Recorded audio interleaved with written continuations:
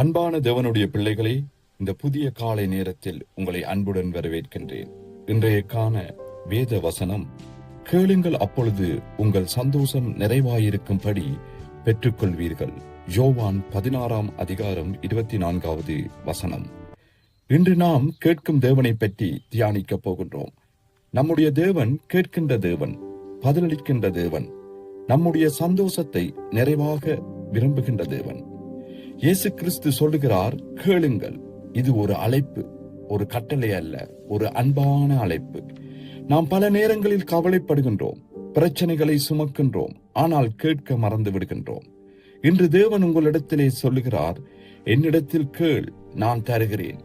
நீங்கள் வேண்டிக் கொள்வது சிறியதா பெரியதா என்பது முக்கியமல்ல. உங்கள் இருதயத்தில் உள்ளதை நேர்மையாக சொல்லுங்கள்.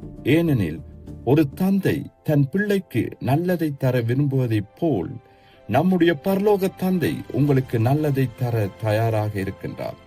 அவர் தாமதிப்பது மறுப்பதற்கு அல்ல, சரியான நேரத்தில் சிறந்ததை தருவதற்காக. கேட்பதென்பது விசுவாசத்தின் வெளிப்பாடு. நாம் கேட்கும் போது தேவன் அதை கேட்கிறார் என்று நாங்கள் நம்புகின்றோம்.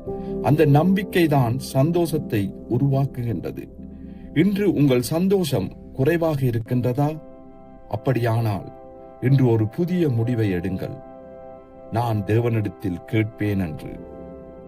அன்பானவர்களே, இன்று நீங்கள் கேட்கும் நாளாக இருக்கட்டும், பெற்றுக்கொள்ளும் நாளாக இருக்கட்டும்.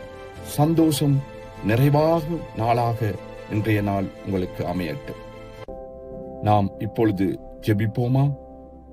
அன்பான பரலோக தந்தையே, இந்த புதிய நாளுக்கு நன்றி. நான் என் இருதயத்தை உம்முன் திறக்கின்றேன். என் தேவைகளை உம்மிடத்திலே கொண்டு வருகிறேன். கர்த்தாவே, நான் கேட்கின்றேன். நீங்கள் பதிலளிப்பீர்கள் என்று விசுவாசிக்கின்றேன்.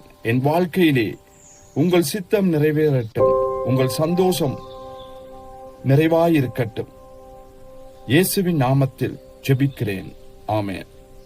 If this meditation is a blessing to you, like, share, subscribe and receive the Word of God daily. Tell your friends about this.